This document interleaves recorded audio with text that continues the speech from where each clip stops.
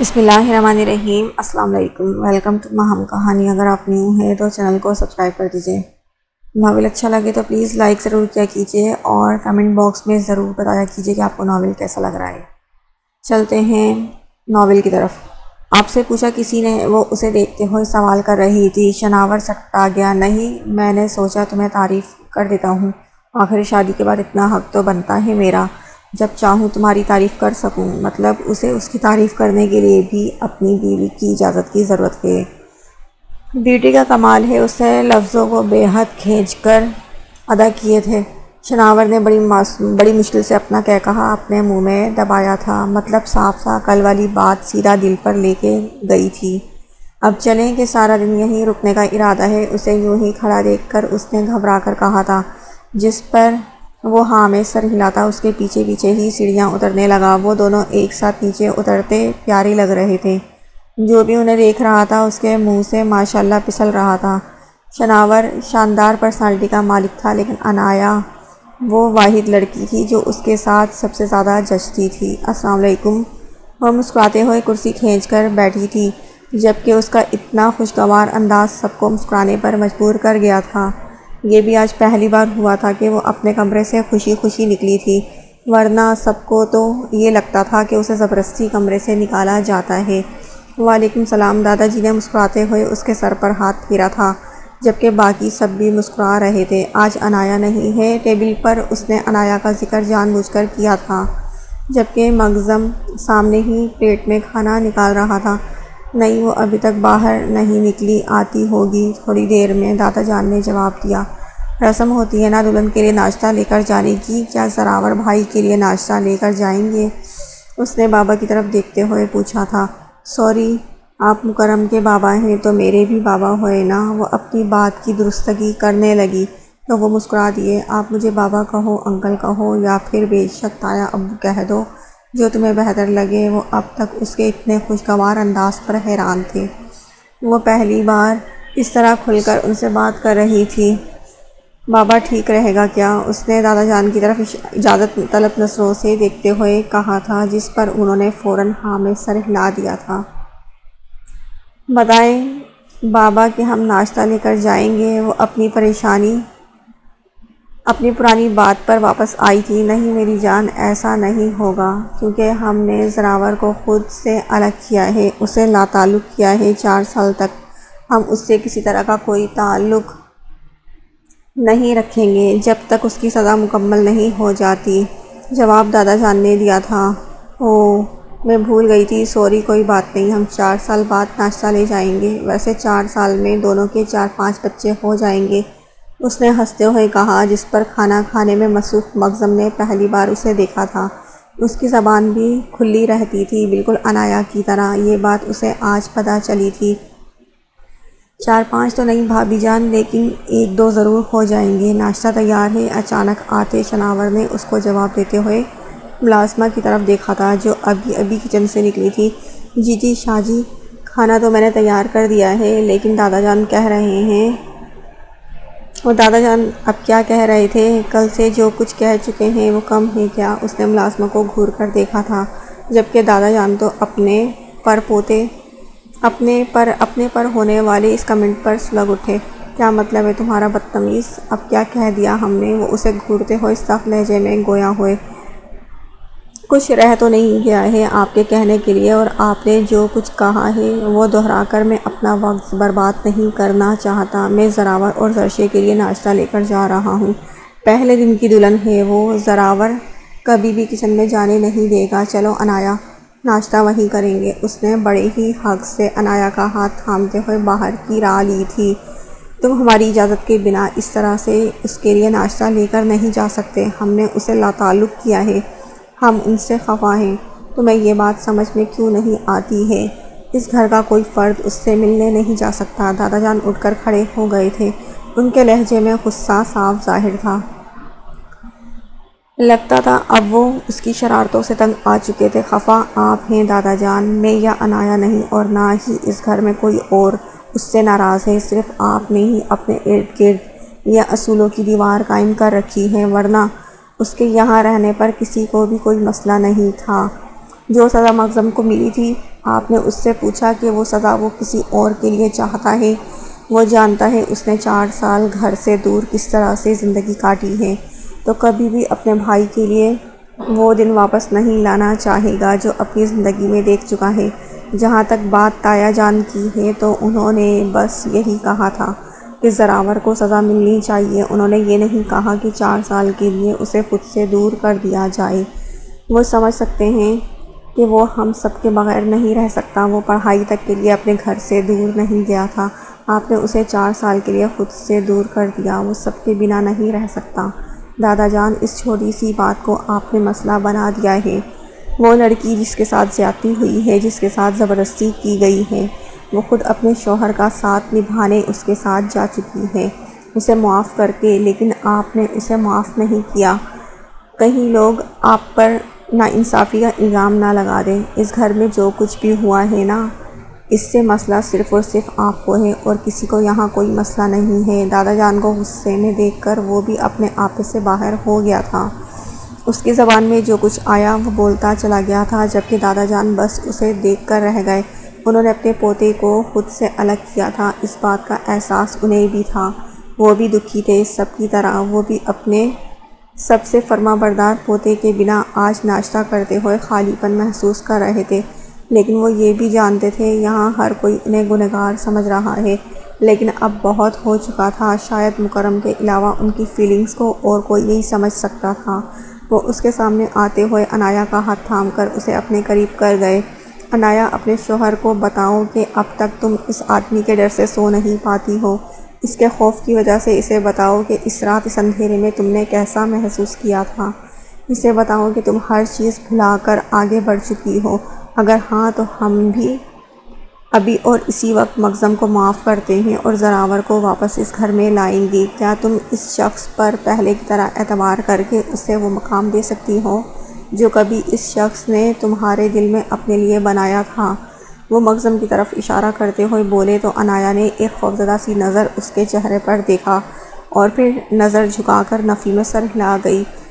اس کو کبھی معاف نہیں کر سکتی تھی، نہ تو وہ اندھیرا اسے بھولتا تھا اور نہ ہی اس نشے کی وجہ سے اس کے دماغ پر ہوا وہ خطرناک اثر۔ اپنی ہی چیخیں اب تک اپنے کانوں میں سنائی دیتی تھیں، راتوں کو اٹھ اٹھ کر بیٹھ جاتی تھی۔ ہاں، یہ سب کچھ کسی کے لیے بھی نارمل ہو سکتا تھا، لیکن ایک 13 سال کی لڑکی جو ابھی تک روشنیوں میں جی رہی تھی، اس ایک اندھیرے کمرے میں گزری ایک رات نے اس کی زندگی بدل دی تھی۔ بے شک مخزن اس کا گنہگار ہے اور اس کا گناہ زراور سے کئی بڑا تھا، لیکن مخزن کی وجہ سے ایک لڑکی کی زندگی برباد ہوئی تھی جس کی سزا انہوں نے اسے دی تھی، اور ایسی ہی ایک غلطی زراور نے بھی کی تھی۔ اسی طرح زرشے کی زندگی بھی برباد ہو سکتی تھی، اور انہوں نے اپنے ایک پوتے کو سزا دی تھی کہ وہ اب تک عنایا کو اس سے خوفزدہ دیکھ رہے تھے۔ وہ کیسے اپنے دوسرے پوتے کو غلطی کرنے کی اجازت دے سکتے تھے؟ عنایا کا ان سب چیزوں سے کوئی لینا دینا نہیں ہے۔ عنایا کو یوں سر جھکا کر خوفزدہ دیکھ وہ اس کے گرد اپنی باہوں کے حصار تنگ کر گیا۔ وہ اپنے بھائی کے لیے لڑ رہا تھا اور سب لوگوں کو احساس تھا، لیکن اسے اندازہ نہیں تھا کہ دادا جان ان سب چیزوں کو عنایا کے ساتھ جوڑ دیں گے۔ جس دن عنایا نے مخزن کو معاف کر دیا نا شناور شاہ، اس دن میں خود اپنے پوتے کو واپس لے آؤں گا، وہ کہہ کر رکے نہیں تھے بلکہ اپنے کمرے کی طرف چلے گئے تھے، جبکہ مخزن وہیں کرسی پر بیٹھا شرمندگی کی آخری انتہا پر تھا۔ مجھے سمجھ میں نہیں آ رہا امریش، تمہاری بات کا کیا مطلب ہے؟ تم کہنا کیا چاہتی ہو؟ تمہیں لگتا ہے کہ عنایا تمہارے بلانے پر کہیں پر بھی آئے گی اور تمہیں لگتا ہے کہ ہمارے سمجھانے سے اسے کوئی بھی فرق پڑے گا؟ نہیں، وہ سمجھنے سمجھانے کی چیزوں سے آگے نکل چکی ہے۔ اس کے دماغ میں یہ بات بیٹھ چکی ہے کہ میں اس کا دشمن ہوں، اور اب یہ بات اس کے دماغ سے کبھی نہیں نکلے گی۔ وہ کبھی اس بات کو نہیں بھلا پائے گی۔ اس کے بچپن میں جو حرکت میں نے اس کے ساتھ کی ہے، اس کے بعد اس کا مجھے معاف کرنا ناممکن ہے۔ وہ اسے سمجھا رہا تھا، جبکہ امریش جیسے اس کے کوئی بھی بات سمجھنا ہی نہیں چاہتی تھی۔ وہ اسے کیا سمجھانا چاہتی تھی، اس بات کو ہی تو وہ سمجھ نہیں پا رہا تھا، جبکہ وہ بار بار اس سے وہی ساری پرانی باتیں سن کر اب اسے ان سب باتوں سے نکالنے کی کوشش کر رہی تھی۔ بلکہ مخزن کی تو جیسے سوچ پوری طرح سے بدل چکی تھی۔ وہ اپنے پچھتاووں میں اس حد تک گھرا ہوا تھا کہ وہ اس کی بات کو سوچنا بھی اپنے لیے اذیت سمجھ رہا تھا۔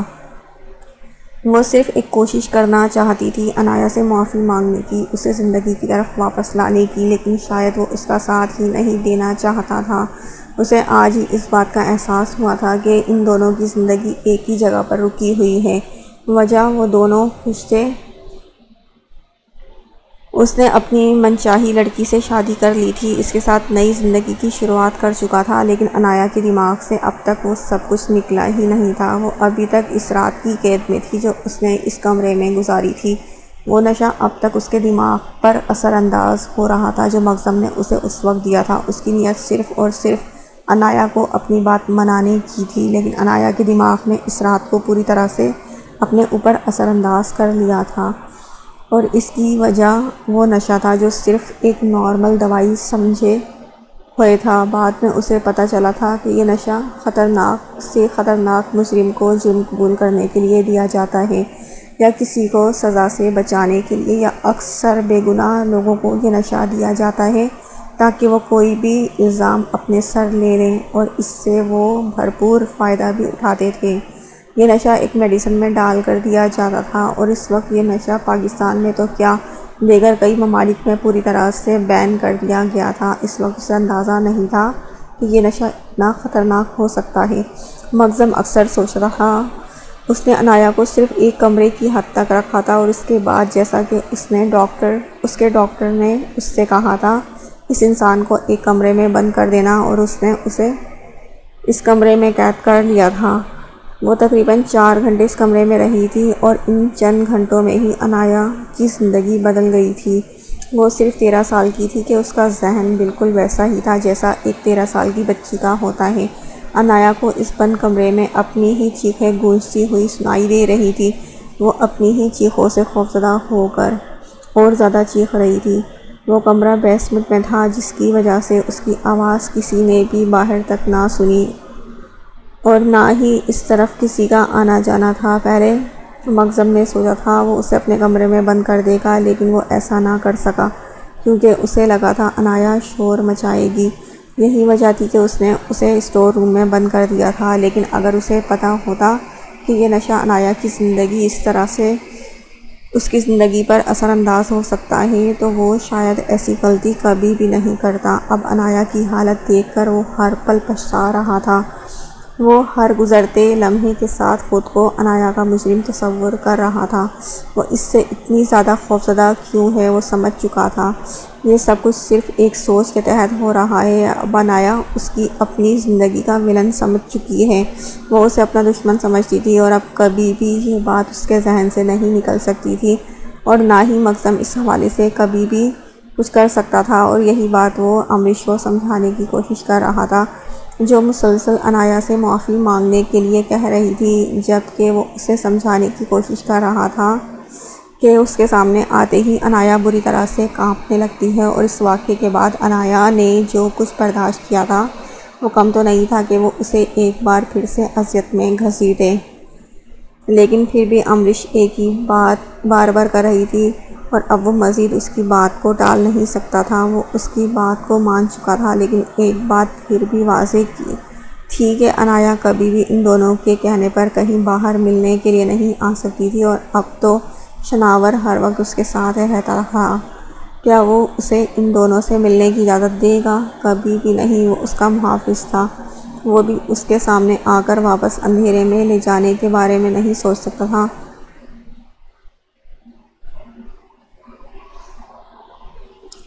وہ پرپل کلر کی خوبصورت سی فراک پہن کر ہلکی سی تیاری کر رہی تھی، کیونکہ زراور نے کہا تھا کہ وہ دونوں کہیں باہر گھومنے کے لیے جائیں گے۔ فی الحال وہ مکرم سے بات کرنے کے لیے باہر گیا ہوا تھا۔ وہ اس کے آنے سے پہلے تیار ہونا چاہتی تھی، تاکہ پھر اسے روکنے کا کوئی بہانہ نہ ملے، ورنہ کل سے لے کر اب تک وہ مسلسل اس کے حصار میں قید تھی، اور وہ اسے تنگ کرنے کا کوئی بھی موقع ہاتھ سے جانے نہیں دے رہا تھا۔ ایک تو یہاں آنے کے بعد اس کا رومانٹک موڈ ایسا آن ہوا تھا جو آف ہونے کا نام ہی نہیں لے رہا تھا۔ اسے کبھی نہیں لگتا تھا کہ زراور جیسا شخص اتنا رومانٹک ہو سکتا ہے۔ وہ اپنے آپ کو انمول سمجھنے لگی تھی، اس کی محبت نے اسے انمول بنا دیا تھا۔ جی جانے من آپ تیار ہیں؟ اس نے کمرے میں قدم رکھا تو زرشیہ نے جلدی سے اپنا دوپٹہ بیڈ سے اٹھایا اور ساتھ ہی کمرے سے باہر نکلنے کا ارادہ کیا، لیکن زراور ایسا ہونے دے یہ تو ممکن ہی نہیں تھا۔ وہ فوراً ہی اس کی باہوں کی قید میں آ چکی تھی۔ بڑی جلدی ہے سونےو، ذرا دیدار تو کرنے دو، مجھے دیکھنے تو دو کہ کتنی خوبصورت لگ رہی ہو تم، ماشاءاللہ۔ اللہ پاک نظر بد سے بچائے، مجھے تو پتہ ہی نہیں تھا کہ آپ ایسے ہیں، اگر پتہ ہوتا تو میں آپ سے شادی ہی نہیں کرتی، وہ اسے گھورتے ہوئے بولی تھی۔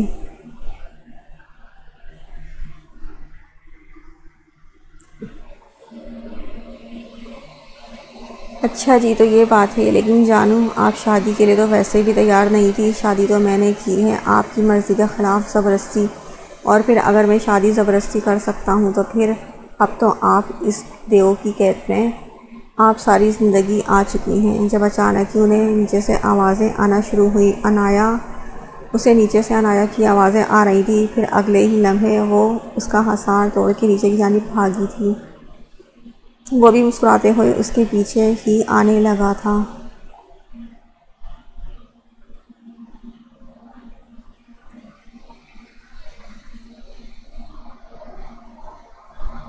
وہ بھاگتے ہوئے اس کے گلے سے لگی تھی، جبکہ وہ بھی اس سے مل کر بہت ہی زیادہ خوش تھی، جبکہ آپس میں ان دونوں کی ناراضگی چل رہی تھی، کیونکہ آتے ہوئے راستے میں ایک بار پھر سے ان کی لڑائی ہو گئی تھی۔ وہ دونوں پہلے فارم ہاؤس میں آئے ہوئے تھے، جبکہ شناور کا کہنا تھا وہ جو راستہ بتا رہی ہے وہ صحیح نہیں ہے، اور عنایا کا کہنا تھا وہ پہلے اسی راستے سے آئے تھے اور وہ بالکل صحیح راستہ بتا رہی ہے۔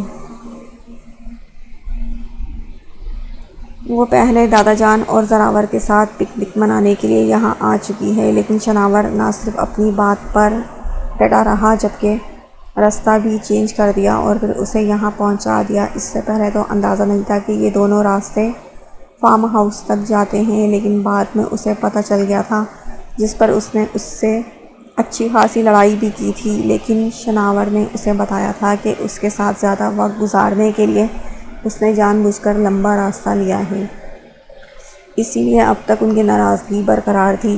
وہ تو زراور سے مل کر اس سے باتوں میں لڑنا شروع ہو گیا تھا، کیونکہ اس نے اس کی کمزوری دادا جان کے ہاتھوں میں پکڑا دی تھی، لیکن زراور نے اس کی کسی بات کا برا نہیں مانا تھا، بلکہ اس کی لعنتیں اور گالیاں خاموشی سے سنتا رہا۔ یہ تم لوگ دن کے 12:30 بجے ناشتہ لے کر آئے ہو، میرے خیال میں یہ تو کھانے کا وقت ہوتا ہے، تمہیں نہیں لگتا تم لوگ ناشتہ لے کر آنے میں بہت جلدی کر دی؟ ناشتہ کھولتے ہوئے وہ اسے دیکھ کر کہنے لگا، آنکھ دیر سے کھلی تھی ورنہ ہم تو وقت پر ہی آنے والے تھے، میں نے ملازمہ کو رات میں ہی کہہ دیا تھا کھانا تیار رکھے۔ شناور نے تھوڑی سی شرمندگی کے ساتھ وضاحت کر دی تھی، کیوں رات کو بہت مصروف تھے کیا؟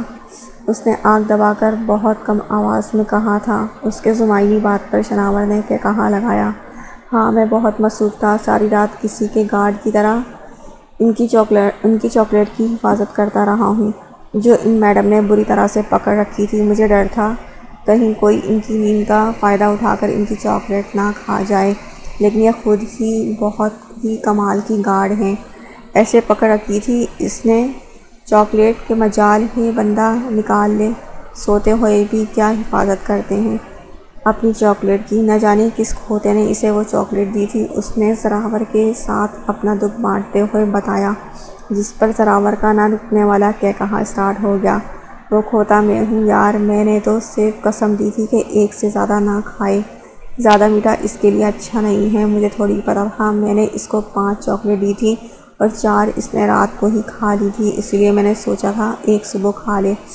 اس نے رائے دی، لیکن مجھے ہرگز اندازہ نہیں تھا کہ وہ یہ کام کرنے والی ہے، زراور نے ہنستے ہوئے کہا تھا، جبکہ شناور نے اسے گھور کر دیکھا۔ اس کی قسم کی وجہ سے وہ چاکلیٹ صبح تک زندہ سلامت تھی، اور پھر اسے یہ ڈر تھا کہ کہیں شناور چاکلیٹ کھا نہ لے، اسی لیے اس نے ساری رات اسے ہاتھ میں پکڑے رکھا۔ زراور اس کی شادی کیوں کروائی گئی؟ اسے سچ میں خوابوں کی دنیا میں کوئی چاکلیٹ کا جزیرہ خریدنے کے لیے بھیجنا چاہیے تھا، شناور خود کو بے بسی کی انتہا پر محسوس کرتے ہوئے بولا، جبکہ زراور نے اس کے دکھ پر اس کے کندھے پر ہاتھ مارتے ہوئے اسے دلاسا دیا تھا۔ وہ سارا دن اس کے گھر گزار کر شام کو واپس آئے تھے۔ صبح ان کا ولیمہ تھا، اس لیے واپس آنا ضروری تھا، ورنہ عنایا تو آنا ہی نہیں چاہتی تھی۔ وہ پہلے بھی فارم ہاؤس میں کافی سارے دن رہ کر گئی تھی جب دادا جان کے ساتھ یہاں گھومنے کے لیے آئی تھی، لیکن اب اسے جانا تھا کہ دادا جان کا فون بار بار آ چکا تھا۔ اگر بھائی سے ملاقات ہو گئی ہو تو جناب گھر واپس تشریف لے آئیں، یہاں بھی آپ کی کچھ ذمہ داریاں ہیں۔ شناور کا واپس جانے کا ارادہ نہیں تھا، لیکن دادا جان کے طنزیہ انداز پر وہ اٹھنے پر مجبور ہو گیا، وہ بھی صرف اس لیے کیونکہ کل ان کا ولیمہ تھا، ورنہ شاید دادا جان کی طنز کو بھی آرام سے برداشت کر لیتا، اسے کون سا کوئی فرق پڑتا، وہ تو دادا جان کی عزت کا سوال تھا، ورنہ ڈر اسے کسی کا بھی نہیں تھا، دادا جان کا بھی نہیں۔ ان دونوں کی اس بات پر لڑائی ہوئی تھی۔ آپ کو پتہ ہی نہیں جس راستے پہ آپ بار بار جا رہے ہیں نا، وہ راستہ بہت لمبا ہے، ہم صبح بھی اتنے لیٹ فارم ہاؤس پہنچے ہیں، دوسرا راستہ لینا چاہیے، اور یہ راستہ ہم اتنے گھنے جنگل سے جا ہی کیوں رہے ہیں جب اتنی پکی اور مکمل روڈ موجود ہے، ایسے خراب راستے سے تو جانا بے وقوفی ہوئی نا، وہ اسے دیکھتے ہوئے کہہ رہی تھی، جبکہ شناور خاموشی سے خود کو بے وقوف کہتا سن کر ضبط کر رہا تھا۔ مسٹر شناور شاہ، آپ کو ہوگا شوق چڑیل کے ساتھ رات کو جنگل میں رہنے کا، مجھے نہیں ہے، آپ ٹھیک راستے سے چلیں، ورنہ میں دادا جان سے آپ کی شکایت کروں گی، اور اس بار میں بالکل سیریس ہوں، وہ اسے گھورتے ہوئے بول رہی تھی، اور شناور نے اب کی بار میں اس کی بات کا کوئی اثر نہیں لیا تھا۔ عجیب آدمی ہیں آپ کو سمجھ نہیں آ رہا میں آپ سے کیا کہہ رہی ہوں، وہ اس کے کندھے کو ہلاتے ہوئے اسے اپنی طرف متوجہ کرنے کی کوشش کر رہی تھی، جب اچانک شناور نے بیچ سڑک پر بریک لگائی۔ اس کی اچانک اس حرکت پر وہ خود گھبرا کر اس سے دور ہوئی تھی، کہیں اس نے چڑیل کا نام لے لیا تو سچ میں اس کے اندر چڑیل تو نہیں آ گئی، ہو سکتا ہے وہ اس کے آس پاس ہی کہیں بیٹھی ہو، سن رہی ہو۔ اس کے دماغ میں پہلی بات یہی آئی تھی، یقیناً اس پر کسی چڑیل کا دورہ پڑنے والا ہے۔ اس نے عجیب ہی نظروں سے اس کی طرف دیکھا تو عنایا نے ایک نظر باہر دیکھا جہاں اندھیرا تھا، وہ اس اندھیرے میں اس کے ساتھ بالکل تنہا تھی، اور ویسے بھی وہ خوبصورت تو بہت تھا، اگر سچ میں کوئی چڑیل اس پر عاشق ہو کر اس کے جسم پر قابض ہو گئی تو جلتو جلالتو آئی بلا کو ٹالتو، وہ تیز ورد کرنے لگی تھی، جبکہ شناور اب تک اسے عجیب نظروں سے گھور رہا تھا جیسے ابھی اسے کچا چبا جائے گا۔ جلتو جلالتو آئی بلا کو ٹالتو، وہ اونچی آواز میں ورد کرنے لگی جب وہ اس کے تھوڑے سے قریب ہوتے ہوئے اس کے چہرے کو اپنے ہاتھوں میں تھام چکا تھا۔ عنایا کانپنے لگی تھی، جبکہ اس کا ڈر محسوس کرتے ہوئے اس کے لبوں پر ہلکی سی مسکراہٹ آئی، اور پھر گاڑی اسٹارٹ کر دی۔ واپسی کا سفر بہت خاموشی سے گزرا تھا، وہ جو کب سے بولے جا رہی تھی اب بالکل خاموش بیٹھی ہوئی تھی۔ شناور نے دوبارہ اسے مخاطب نہیں کیا تھا کیونکہ وہ اس کی کنڈیشن کو سمجھ سکتا تھا۔ اسے حیرت خود پر تھی کہ وہ اتنا بے لگام کیوں ہو گیا، لیکن پھر اسے اتنا خوبصورت لگنا ہی نہیں چاہیے تھا کہ وہ خود کو برجمہ کر گیا۔ عنایا کو گھر لے کر آنے کے بعد وہ کمرے میں جانے کے بجائے دادا جان کے کمرے کی طرف چلا گیا تھا، اور اب ان سے اچھی خاصی بے عزتی کروانے کے بعد اس کا ارادہ اپنے کمرے میں جانے کا تھا۔ جب اسے مکرم سیڑھیوں سے اوپر کی جانب جاتا ہوا نظر آیا، وہ بھی اس کے پیچھے چلا گیا تھا۔ اتنی رات گئے وہ چھت پر کیوں جا رہا تھا؟ ابھی اکیلا سوچ کر وہ اس کے پیچھے چلا گیا۔ مکرم نے ایک نظر اسے دیکھا اور پھر مسکرا کر اسے اوپر آنے کا اشارہ کر دیا۔ آ جاؤ یار، زراور سے بات کرنے جا رہا تھا۔ وہ اسے ساتھ لے کر اپنا موبائل کان سے لگا چکا تھا، جبکہ وہ سوچ رہا تھا زراور کا نمبر تو گم ہو گیا تھا، تو کیا اس نے نیا فون لے لیا یا اپنا فون آن کر لیا؟ تمہارے پاس اس کا نمبر ہے کیا؟ اسے اس کا موبائل واپس مل چکا ہے؟ وہ اس کے ساتھ ہی آتے ہوئے پوچھنے لگا تھا۔ سارا دن اس کے ساتھ رہتے ہوئے اسے پوچھنے کی ضرورت محسوس ہی نہیں ہوئی تھی۔ وہ اس سے رابطہ کیسے کرے گا؟ ہاں، اس نے اپنا پرانا نمبر واپس آن کروا لیا ہے، موبائل فون لاک کروایا ہے۔ وہ جس کے پاس بھی ہوگا اس کے بھی کسی کام کا نہیں، اور انفارمیشن کے مطابق پتہ چلا ہے کہ وہ ہمارے ہی گھر میں ہے، لیکن کہاں یہ پتہ نہیں چل سکا۔ زراور کا کہنا ہے کہ ہو سکتا ہے کسی نوکر نے کیا ہے، لیکن اس کو فون چوری کرنے کے بعد اسے گھر سے نکال دینا چاہیے تھا، لیکن ایسا نہیں ہوا۔ اگر تو وہ اس کو کہیں پر چھپاتا یا پھر وہ کہیں اور ہوتا تو ہم سمجھ سکتے تھے وہ چوری ہوا ہے، لیکن وہ فون اب تک اسی گھر میں ہے، اور اس موبائل میں ہی زراور اور زرشے کی شادی کی ساری معلومات تھی۔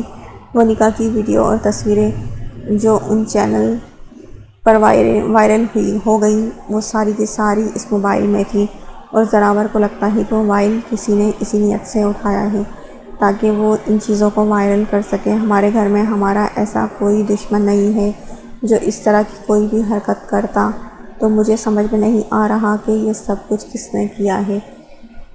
ہمارے ہی گھر میں بھلا کوئی ہمارا دشمن کیسے ہو سکتا ہے؟ وہ اسے پوری بات بتا رہا تھا جب شناور کی سوچ اچانک ہی یمنا کی طرف چلی گئی تھی۔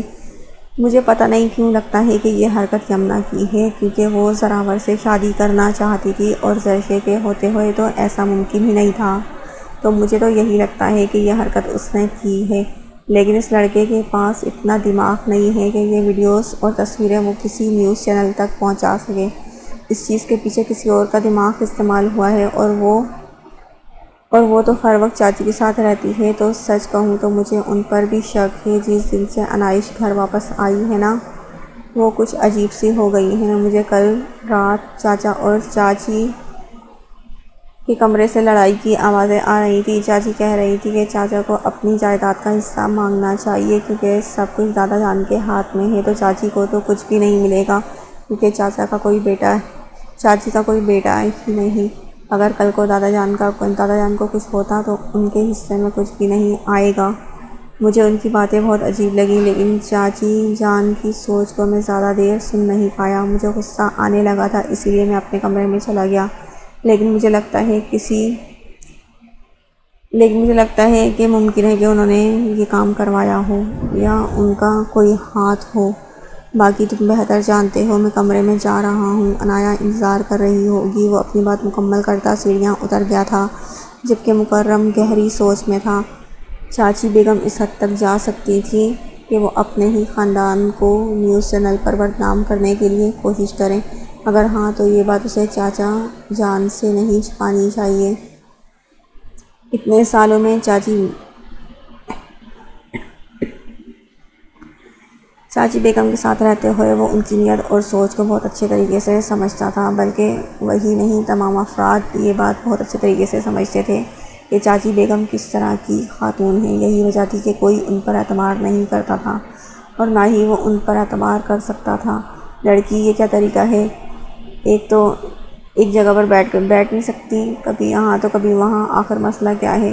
تمہارے ساتھ مجھے اس طرح کے چال چلن پسند نہیں ہے۔ دادا جان کی غیر موجودگی میں اس گھر کی سربراہی میرے ہاتھ میں ہوتی ہے، اور میں اس طرح کی چیزیں برداشت نہیں کرتی۔ نہ وقت پر اٹھتی ہو، نہ تم وقت پر سوتی ہو، نہ ٹھیک سے تم ناشتے کی میز پر پہنچتی ہو۔ لڑکی، ہر کوئی تمہارا منتظر بیٹھا رہتا ہے۔ لڑکی، خود بھی تو عقل کے ناخن دو۔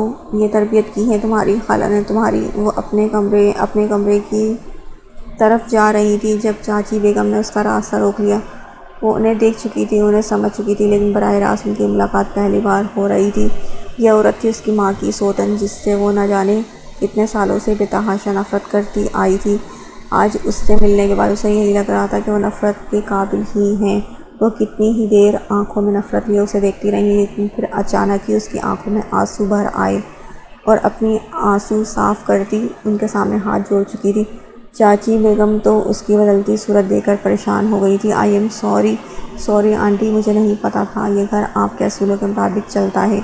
مجھے معاف کر دیجیے، میں آئندہ ایسا نہیں کروں گی۔ وہ موٹے موٹے آنسوؤں کے ساتھ معافی مانگ رہی تھی، جبکہ چاچی بیگم کی گردن ہی اکڑ گئی۔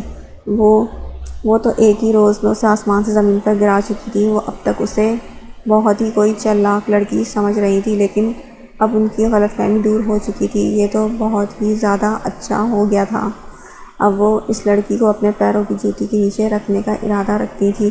لیکن اس سے پہلے کہ وہ مزید اکڑ کر کچھ بھی کہہ دیتی، پیچھے سے مہربان شاہ کی آواز نے ان کے روکٹے کھڑے کر دیے۔ تمہاری ہمت کیسے ہوئی میری بیٹی سے اس لہجے میں بات کرنے کی؟ وہ کیا تمہیں کوئی ملازم لگتی ہے جس پر تم اس طرح سے چلا رہی ہو، سختی کر رہی ہو؟ تم بھی اس گھر کی ایک فرد ہو، کوئی مالک نہیں ہو اس گھر کی، جو میری بیٹی سے اس طرح سے بات کرو گی۔ کیا غلطی کی ہے اس نے جو تم اس پر بدلہذی سے چلا رہی ہو؟ کیوں اس پر اتنا سختی کر رہی ہو؟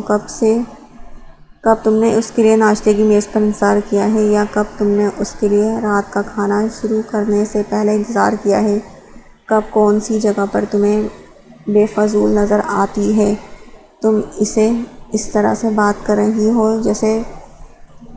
تمہاری ہمت کیسے ہوئی میری بیٹی کے سامنے اونچی آواز میں بات کرنے کی؟ میں نے تمہیں اس گھر میں آنے سے پہلے کہہ دیا تھا، میں اپنی بیٹی کے ساتھ کسی طرح کی کوئی زیادتی برداشت نہیں کروں گا۔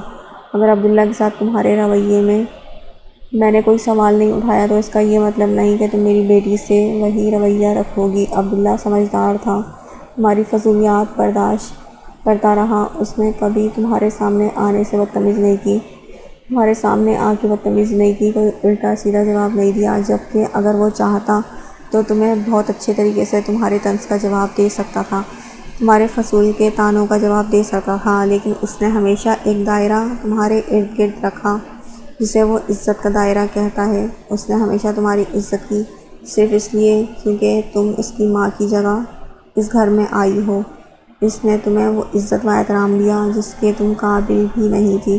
اس نے کبھی اونچی آواز میں تم سے بات نہیں کی، تمہارے ہر تلخ جملے کو، تمہارے سرد رویے کو خاموشی سے سہ گیا، اس لیے تمہارے ستیلے پن کے ساتھ بھی ماں کا رتبہ جڑا ہوا ہے۔ تم نے اسے دن رات ہرٹ کیا، وہ گھر سے دور چلا گیا، لیکن تمہارے ساتھ برا رویہ نہیں رکھا، اور آج تم وہی رویہ میری بیٹی کے ساتھ رکھ رہی ہو۔ ایک بات کان کھول کر سن لو بیگم، میں نے تم سے شادی صرف اور صرف اس اولاد کے لیے کی تھی، ورنہ مجھے میری بیوی افرا کے علاوہ کسی دوسری عورت کی تمنا نہیں تھی۔ تم اس گھر میں صرف اور صرف بچوں کی وجہ سے آئی تھی، اور تم انہی کے ساتھ اتنا برا سلوک کرتی ہو۔ آج تمہاری وجہ سے میری بیٹی کی آنکھوں میں آنسو ہیں، اور یہ چیز میں برداشت نہیں کر سکتا ہوں، مگر یہ نہیں، ہر چیز برداشت کر سکتا ہوں مگر یہ نہیں۔ بہت منتوں مرادوں کے بعد میں نے اپنی بیٹی کو واپس پایا ہے۔ خبردار جو تم نے اس کا دل دکھانے کی کوشش کی، ورنہ میں بھول جاؤں گا کہ تمہارے ساتھ میرا کیا تعلق ہے۔ وہ بے حد غصے سے کہہ رہے تھے، ان کی منہ سے چنگاریاں برس رہی تھیں، جبکہ وہ تو حیرانگی سے بس یہ پلٹنے والی منظر کو دیکھ رہی تھی۔ یہ لڑکی جو تھوڑی دیر پہلے انہیں بہت ہی معصوم اور سیدھی سادی لگی تھی، اب اس کے آنسوؤں کے پیچھے مسکراہٹ نے جیسے ان پر سب کچھ واضح کر دیا تھا۔ یقیناً یہ سارا الزام اس نے مہربان شاہ کو دیکھنے کے بعد، یہ سارا ڈرامہ اس نے مہربان شاہ کو دیکھنے کے بعد ہی کیا تھا۔ مہربان شاہ بہت غصے میں نظر آ رہے تھے۔ ان کا فون بجا تو وہ فون لیے سیڑھیوں سے نیچے اتر گئے، جبکہ جاتے جاتے انائش کو کمرے میں جا کر آرام کرنے کے لیے کہا تھا۔ اب وہ دونوں ہاتھ سینے پر باندھے، ایک شاطر مسکراہٹ اپنے لبوں پر سجائے انہیں دیکھ رہی تھی۔ دی اسٹیپ مدر، اپنی خالہ سے میں نے تہذیب اور تربیت تو نہیں سیکھی، لیکن جھوٹ کے آنسو بہانا سیکھ لیا ہے، اور پلیز مجھ سے پنگا مت لیجیے گا، میں آپ کی سوچ سے زیادہ چالاک ہوں۔ یہ تو شروعات ہے، آگے آگے دیکھیں ہوتا ہی کیا۔ سن تو لیا ہی ہوگا آپ نے میرے باپ کو، نہ تو کل آپ کی ضرورت تھی اور نہ ہی آج آپ کی تمنا ہی، اس لیے مجھ سے بات کرتے ہوئے ایک بات بہت اچھے طریقے سے سمجھ جائیں گی، دادا جان کے بعد اس گھر کی سربراہ شاید آپ ہوں گی، لیکن اس خاندان کی اکلوتی پوتی میں ہوں، اور آپ سے زیادہ یہاں میری چلے گی۔ اگلی دفعہ میرے سامنے گردن اکڑا کر بات مت کیجیے گا، کیونکہ میری خالہ نے مجھے سچ میں کسی طرح کی کوئی تہذیب و تربیت نہیں سکھائی، اور جو سکھایا ہے وہ آپ برداشت نہیں کر پائیں گی۔ Good night. وہ مسکرا کر اپنے کمرے کی طرف چلی گئی تھی، جبکہ چاچی بیگم بس اس کی چھوڑی ہوئی راہ دیکھتی رہ گئی۔ یہ لڑکی ضرورت سے زیادہ چالاک تھی، وہ اسے معصوم سمجھ کر غلطی کر رہی تھی۔ اگر اس کی ماں نے اس کے باپ کو ایک ہی نظر میں اپنا بنایا ہوتا، شاید وہ اس کی ماں کی جگہ نہیں بلکہ اپنی جگہ یہاں آتی، لیکن یہ بھی قدرت کا ایک کھیل تھا۔ مہربان شاہ نے افرا سے شادی کر لی، اور ان کی شادی ان گھر والوں نے کسی اور آدمی سے کر دی، اور اس کی شادی ان کے گھر والوں نے کسی اور آدمی سے کر دی۔ شادی کے 11 سال بعد جب انہیں کوئی اولاد نہ ہوئی تو شوہر اور سال والوں کی لڑائی سے تنگ آ کر طلاق لے کر بیٹھی، تو وہی شخص ان کے نصیب میں واپس لکھ دیا گیا، لیکن 2 بچوں کے ساتھ۔ اس کی اپنی کوئی اولاد نہیں تھی اور نہ ہی اسے بچوں سے کوئی لینا دینا تھا۔ انائش تو اس کے نکاح والے دن سے ہی غائب ہو چکی تھی، جبکہ عبداللہ کوئی چھوٹا سا معصوم بچہ نہ تھا، وہ ایک 11 سال کا اچھا خاصا سمجھدار بچہ تھا، جس نے شروع میں اس کے وجود میں اپنی ماں کو ڈھونڈنے کی کوشش کی تھی، لیکن جلد ہی اسے احساس ہو گیا نہ تو اس عورت میں وہ اپنی ماں پا سکتا ہے اور نہ ہی اس عورت کو اولاد کی کوئی خواہش ہے۔ اس کے سرد تلخ رویے نے عبداللہ کو اپنے آپ ہی دور کر دیا تھا۔ وہ تقریباً 6 ماہ ان کے پاس رہا تھا اور پھر اپنی پڑھائی کے لیے ہاسٹل چلا گیا۔ اس کی واپسی ہوئی تب بھی اس عورت کا رویہ اس سے کافی لیا تھا، اور پھر وہ اکثر اس کی ماں کے بارے میں ایسے الفاظ کہہ جاتی کہ وہ سن کر رہ جاتا، لیکن آگے سے اس نے کبھی ان کے ساتھ کوئی بدتمیزی نہیں کی تھی، نہ ہی اس عورت کے ساتھ برا رویہ رکھا تھا، اور نہ ہی کبھی اس کی شکایت اپنے باپ سے کی تھی۔ وہ اپنے گھر میں کسی طرح کی کوئی لڑائی نہیں چاہتا تھا، جبکہ اس کی اس بات کو چاچی بیگم بہت اچھے طریقے سے سمجھ گئی تھی۔ وہ اکثر اسے ٹارچر کرنے لگی تھی، اسے اس کی ماں کے نام پر تنگ کرتی اور اکثر تو یہ کہتی کہ تمہاری ماں بھاگ کر یہاں آئی تھی، اور وہ خاموشی سے ہر بات برداشت کر جاتا۔ پھر وہ اپنی ہائر اسٹڈی کے لیے امریکہ چلا گیا، اور پھر جب اس کی واپسی ہوئی تو اس نے خود ہی چاچی بیگم سے اپنا تعلق ختم کر دیا تھا۔